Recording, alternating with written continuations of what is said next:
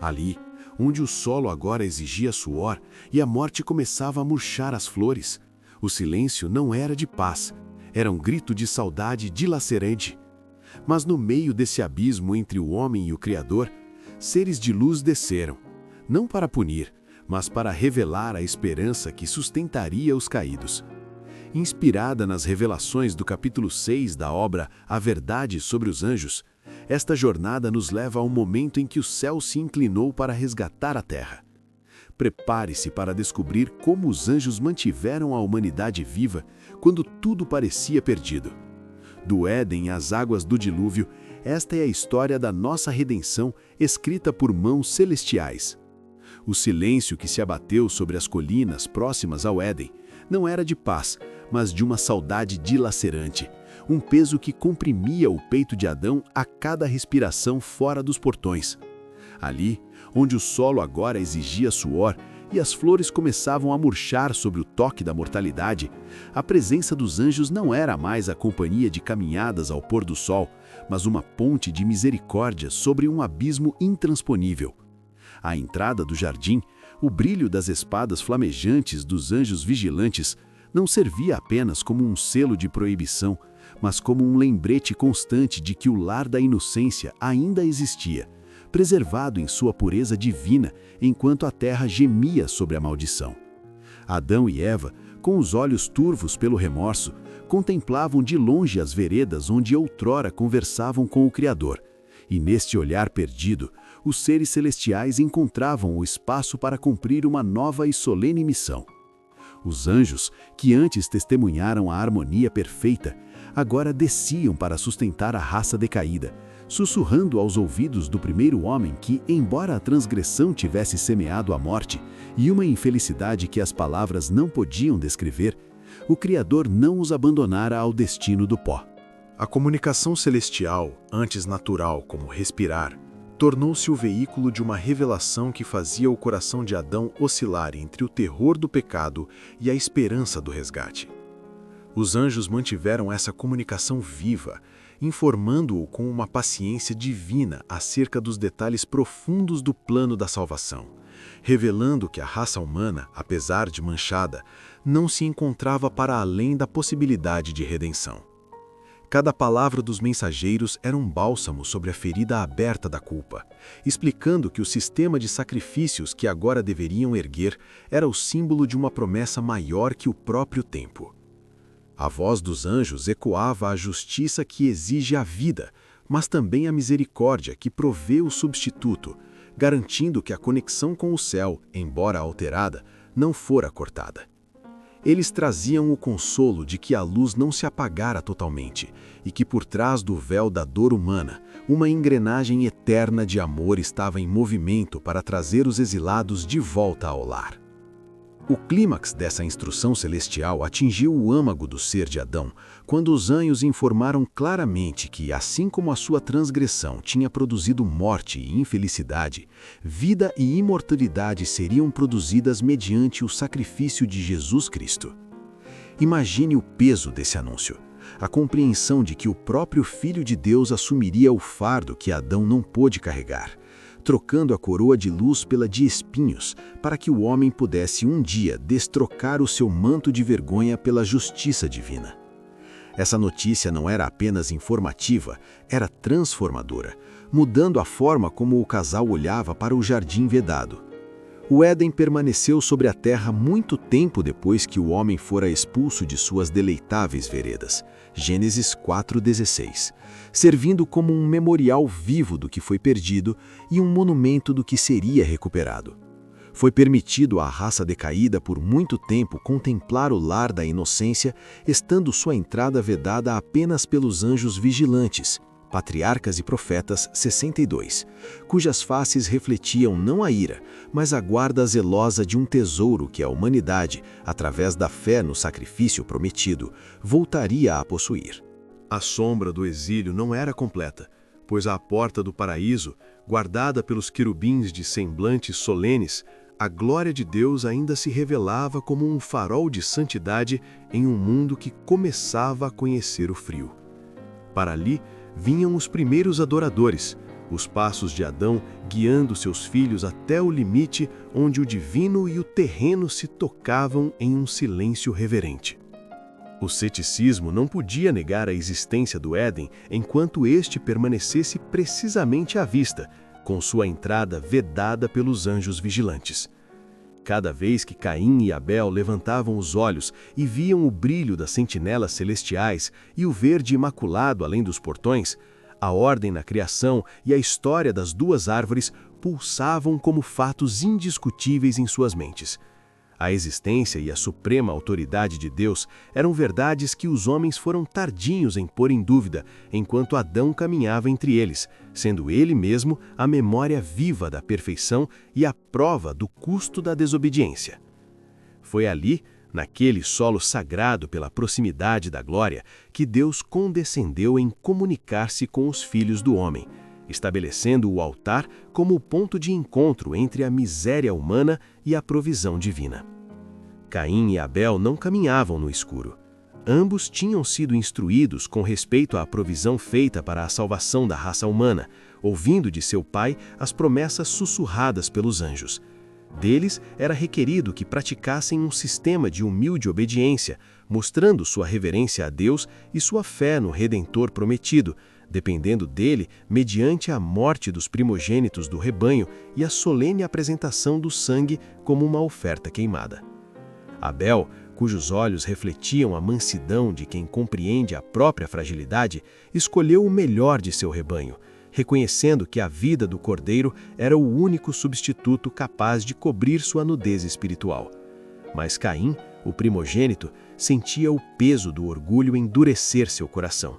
Ele não estava disposto a seguir estritamente o plano de obediência e procurar um cordeiro.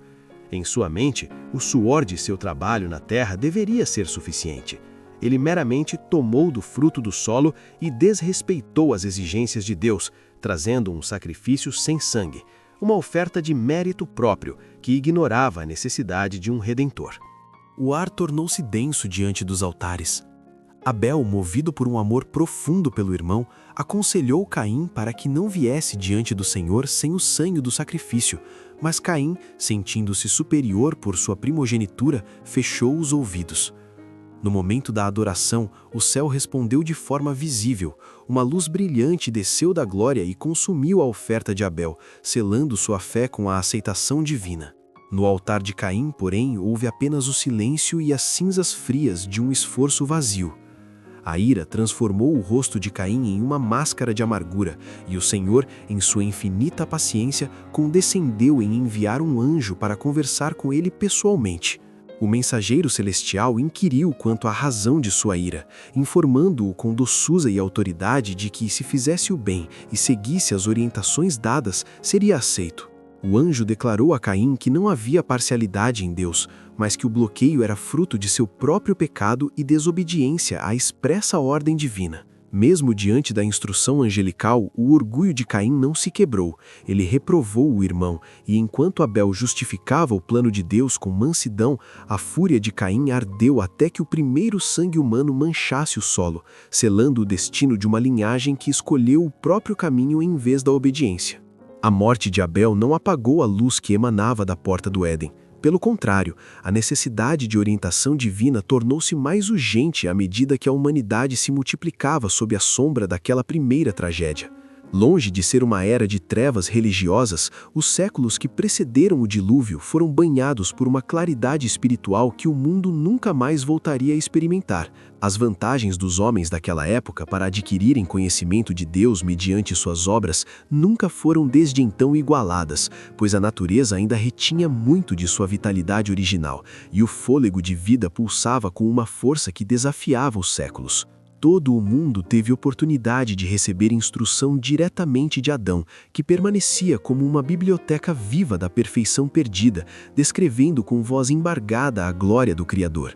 E os que temiam ao Senhor não dependiam apenas da memória humana, eles tinham o próprio Cristo e os anjos como seus instrutores diretos. Patriarcas e Profetas, 83. Transformando as encostas das montanhas e as clareiras das florestas em salas de aula onde a sabedoria do céu era vertida sobre a terra. O tempo não era medido em décadas curtas, mas em ciclos que ultrapassavam 9 séculos, permitindo que o conhecimento se acumulasse e a comunhão com o invisível se tornasse profunda e tangível.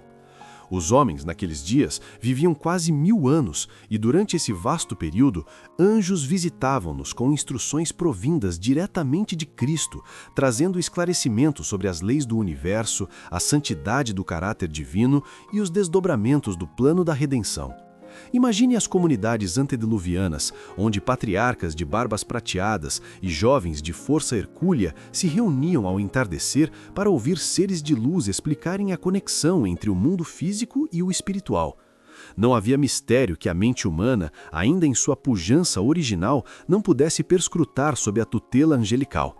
A presença desses mensageiros era constante, uma sentinela contra o avanço da apostasia que já começava a fermentar na linhagem de Caim, oferecendo a cada alma o peso da evidência celestial para que ninguém tropeçasse por falta de luz. Essa instrução angelical não era meramente teórica, era uma barreira de amor erguida contra a crescente ousadia do pecado. Os anjos caminhavam entre os homens, apontando para a harmonia da criação e advertindo sobre as consequências de se afastar da fonte da vida. Eles revelavam como a rebelião de Lúcifer nas cortes celestiais se refletia nas pequenas escolhas de egoísmo na terra, desenhando o grande conflito em cores vívidas diante dos olhos de Sete e seus descendentes. Enquanto Adão ensinava sobre o passado e os anjos revelavam as verdades do presente, o céu se esforçava para que a humanidade compreendesse que, apesar de sua longevidade e poder, eles eram dependentes da graça. Era uma era de prodígios, onde a voz de Deus ecoava através de seus ministros alados, garantindo que, antes que o juízo das águas lavasse a terra, cada coração tivesse tido a oportunidade plena de escolher entre a sabedoria das eras e a loucura da própria vontade. Enoque escutou dos lábios envelhecidos de Adão a dolorosa história da queda, sentindo em cada palavra do patriarca o peso da glória perdida e a doçura da preciosa promessa. Ele ouviu sobre a graça que se abaixaria até o pó para oferecer o dom do Filho de Deus como Redentor do mundo, e sobre essa esperança, Enoque repousou seu coração com uma fé inabalável. Enquanto o mundo ao seu redor mergulhava em uma celebração da autonomia e da violência, Enoque servia a Deus com singeleza de coração, tornando-se um estrangeiro em sua própria era. Ele compreendeu a corrupção profunda que infectava a família humana e, em um ato de preservação espiritual, separou-se dos descendentes de Caim. Sua alma se agitava e sofria ao testemunhar diariamente como pisavam a autoridade do Criador com desprezo arrogante. Por isso, ele escolheu o silêncio das montanhas e o isolamento dos vales, devotando-se à reflexão e oração. Esperando diante de Deus, ele buscava conhecer a vontade divina não como um conceito, mas como uma vida a ser vivida. Naquela solidão povoada pela presença do invisível, Deus comunicava-se com Enoque por intermédio de seus anjos, dando-lhe instruções que nenhum outro homem ousara ouvir. A revelação de que a rebelião não seria eterna e que um dilúvio de águas lavaria a terra de sua maldade. Mas o olhar de Enoque foi levado para além das águas do juízo. O Senhor abriu mais amplamente o plano da salvação e, pelo espírito de profecia, transportou-o através de milênios, mostrando-lhe as gerações que surgiriam muito depois que o dilúvio secasse. Ele viu os grandes eventos do segundo advento de Cristo e o fim definitivo do conflito. Antes angustiado com o mistério da morte, temendo que justos e ímpios fossem para o pó sem distinção, Enoque foi instruído pelos anjos sobre a vitória da ressurreição. Em visão, ele contemplou o Filho de Deus descendo nas nuvens do céu, acompanhado por uma multidão de anjos cuja luz eclipsava o sol, vindo para despertar os justos de seus leitos de terra e resgatá-los da sepultura.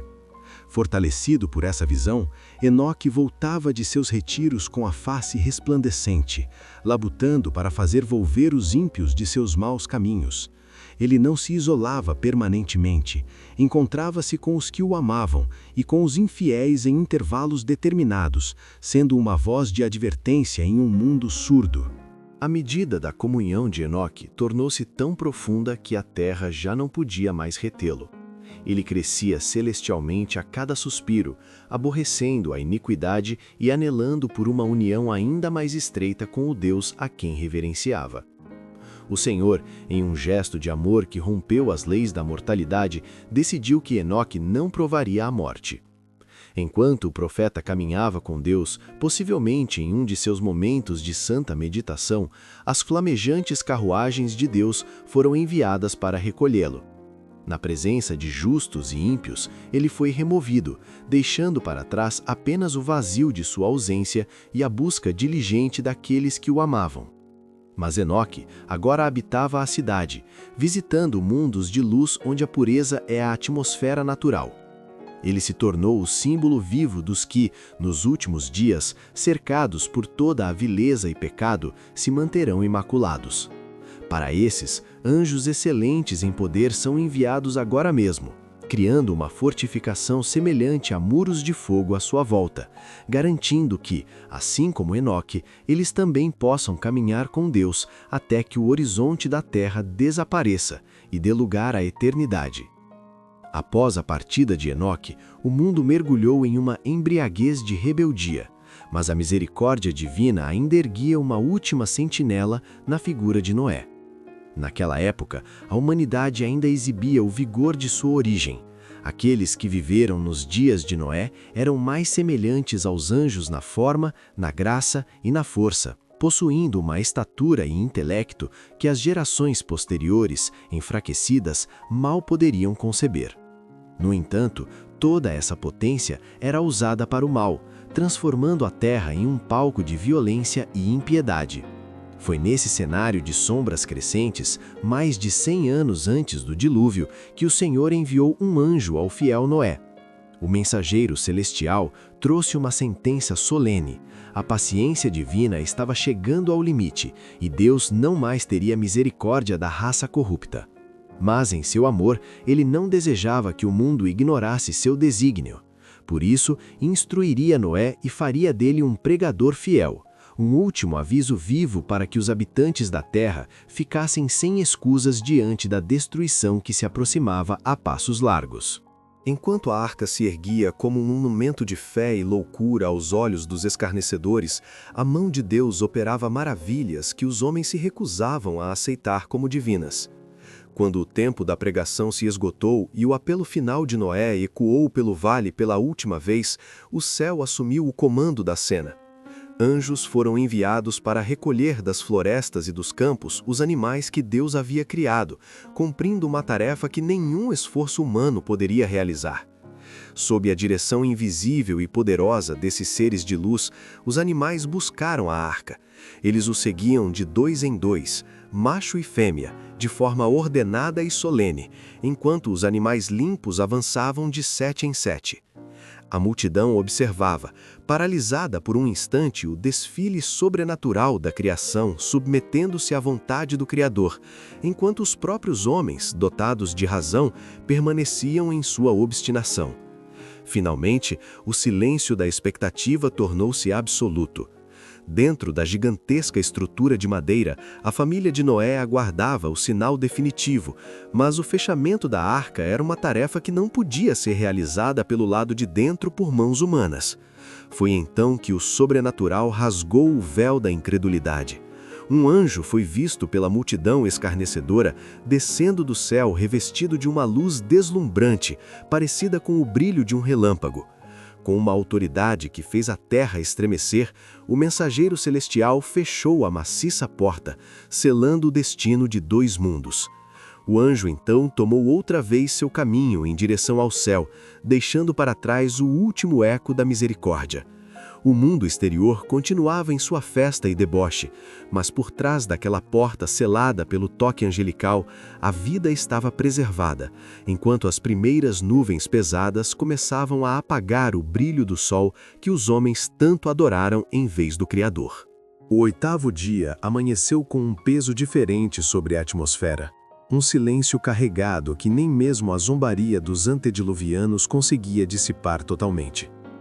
A despeito da solene demonstração que haviam contemplado, A marcha sobrenatural dos animais e a descida do anjo revestido de terrível majestade para selar a porta, os homens endureceram o coração até o ponto de não retorno.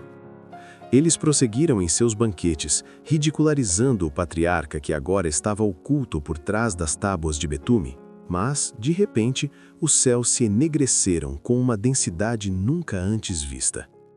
O azul profundo que adornava a terra desde a criação deu lugar a um manto de trevas sufocantes, e a chuva, algo que jamais haviam testemunhado naquela era de orvalho e frescor, jorrou das nuvens como o primeiro grito do juízo. O que começou como um fenômeno desconhecido, rapidamente se transformou em uma violência indescritível. As águas pareciam jorrar do céu em cataratas infinitas, enquanto, sob seus pés, a própria fundação do mundo se rompia. A terra gemia sobre uma força que desafiava a razão. Jatos de água surgiam das profundezas com uma pressão tão avassaladora que lançavam maciças rochas a centenas de metros de altura, como se a crosta terrestre fosse um véu rasgado pela mão do Criador. Essas pedras gigantescas eram arremessadas ao ar para, em seguida, serem sepultadas novamente nas profundezas lamacentas. Por entre a fúria dos elementos, onde o dia se confundia com a noite, escutavam-se os lamentos agônicos daqueles que haviam desprezado a autoridade de Deus. Árvores milenares eram arrancadas como gravetos, construções hercúleas ruíam sobre o impacto das torrentes, e o terror de homens e animais ultrapassava qualquer descrição humana. O cenário era tão apocalíptico que até mesmo Satanás, o arquiteto da rebelião, obrigado a permanecer em meio aos elementos em fúria, temeu por sua própria vida, percebendo que a força do Onipotente era infinitamente superior à sua capacidade de destruição. Em meio a esse oceano de caos absoluto, onde montanhas eram niveladas e o mundo conhecido desaparecia sob o dilúvio, uma única estrutura resistia. A arca, desprovida de leme ou velas, não era governada por mãos humanas, mas pela milícia celestial. Anjos excelentes em poder guiaram a embarcação e a preservaram de cada perigo iminente. A cada onda colossal que ameaçava esmagar o casco, a cada choque de rochas flutuantes e correntes impiedosas, as mãos invisíveis desses seres de luz sustentavam a estrutura com precisão divina. Durante o tenebroso temporal de 40 dias e 40 noites, a preservação daquela família e das espécies que carregavam não foi obra do acaso ou da engenharia de Noé, mas representou um milagre contínuo do Todo-Poderoso. Enquanto o mundo exterior era lavado de sua corrupção pelo batismo das águas, dentro da arca reinava a paz da custódia angelical, provando que nem mesmo o colapso da natureza pode atingir aqueles que o céu decidiu proteger. O silêncio que se seguiu ao rugido das cataratas era quase tão ensurdecedor quanto a própria tempestade. Dentro da arca, Noé e sua família esperavam ansiosamente, ouvindo apenas o balanço das águas que agora cobriam os picos mais altos do mundo. O patriarca desejava, com cada fibra de seu ser, sentir novamente o solo firme e respirar o ar de uma terra renovada. No processo de busca por esperança, ele enviou um corvo, que voou em círculos sobre a vastidão líquida, indo e vindo sem trazer a resposta que o coração humano tanto ansiava. Noé, então, soltou uma pomba, mas esta, não encontrando lugar para pousar suas patas fatigadas na superfície ainda submersa, retornou ao abrigo da arca. Somente após mais 7 dias de espera e oração, a pomba foi novamente solta. Ao retornar no crepúsculo com uma folha de oliveira fresca em seu bico, um grito de regozijo ecoou entre as 8 pessoas que por tanto tempo haviam estado confinadas. Aquele pequeno ramo verde era o sacramento da sobrevivência, o sinal de que a vida estava vencendo a morte lá fora. Entretanto, embora o topo das montanhas estivesse visível, Noé permanecia prisioneiro da própria salvação. Ele podia remover a cobertura do barco para olhar o horizonte, mas suas mãos eram incapazes de abrir a porta que o próprio Deus, por meio de sua mão poderosa, havia fechado. O destino daquela família ainda estava sob selo celestial. Foi então que, pela segunda vez, um anjo desceu do céu em glória, rasgando o ar límpido do novo mundo para abrir a maciça porta da arca.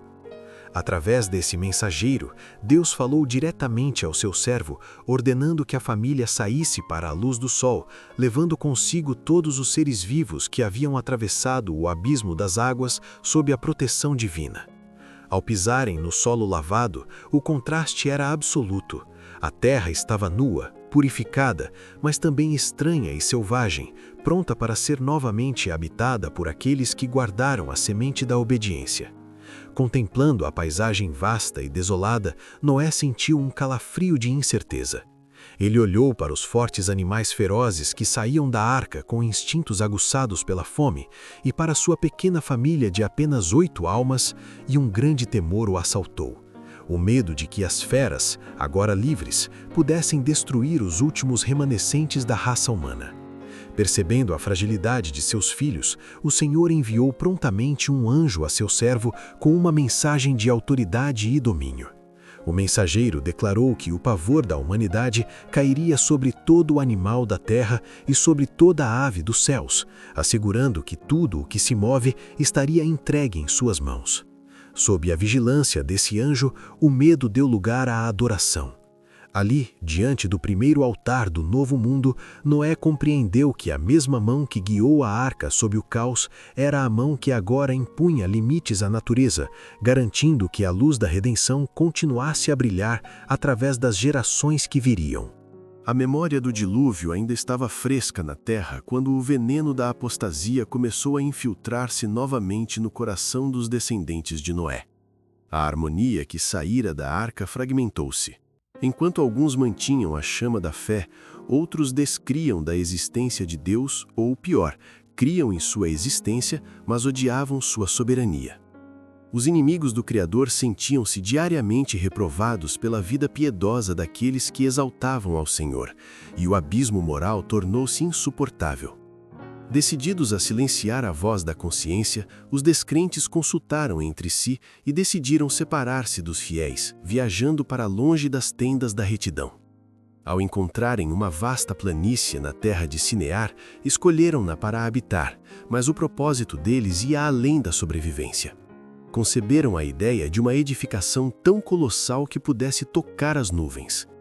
O objetivo era claro: criar um monumento à autossuficiência humana para que jamais fossem dispersados e, acima de tudo, para que pudessem governar a si mesmos como deuses. A construção da Torre de Babel não era apenas uma obra de engenharia, era uma declaração de guerra contra o céu. Em seu delírio de grandeza, os construtores planejaram elevar a estrutura a uma altura muito maior do que as águas haviam alcançado durante o dilúvio, acreditando que se o juiz da terra voltasse a castigar o mundo, eles estariam acima de seu alcance. Exaltaram-se contra Deus com cada tijolo assentado, transformando o canteiro de obras em um santuário de rebelião. No entanto, enquanto os homens olhavam para cima com arrogância, o céu olhava para baixo com justiça. O Senhor, que observa os desígnios dos soberbos, não permitiria que a obra fosse concluída. Quando a torre já atingira uma altura que desafiava o horizonte, o Senhor mandou 2 anjos para confundi-los em seu trabalho, agindo diretamente na raiz da comunicação humana. O caos que se seguiu foi instantâneo e avassalador. Os anjos confundiram sua linguagem e o que antes era um esforço coordenado transformou-se em um labirinto de mal-entendidos. O mestre de obras pedia pedras e recebia betume. O operário gritava ordens que soavam como barulhos estranhos e desconhecidos aos ouvidos de seus companheiros. Não houve mais harmonia. Irados uns com os outros e sem saber a que atribuir as palavras desconhecidas, a fúria substituiu a ambição. Como um sinal final da ira divina contra a soberba, raios do céu rasgaram o firmamento e quebraram a porção superior da torre, lançando por terra o símbolo da arrogância humana. Aqueles que pretendiam ser deuses viram-se obrigados a abandonar a empreitada e, em grupos divididos por suas novas e estranhas línguas, espalharam-se sobre a terra. A torre inacabada ficou para trás como um esqueleto de pedra, um lembrete silencioso de que nenhuma mão humana pode construir um refúgio contra o Criador e que os anjos permanecem como guardiões da ordem divina, dispersando os que se unem para o mal. A história da humanidade não é apenas um relato de quedas e exílios, mas a prova de que nunca caminhamos sozinhos.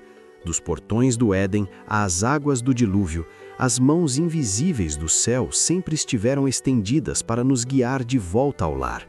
Se essa mensagem tocou o seu coração e te lembrou de que existe uma engrenagem eterna de amor cuidando de você, não saia daqui sem deixar o seu like.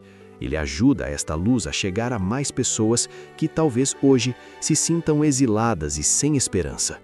Inscreva-se no canal e ative o sino das notificações. Juntos, continuaremos explorando os mistérios e as belezas da nossa história sagrada. Muito obrigado por caminhar conosco até aqui.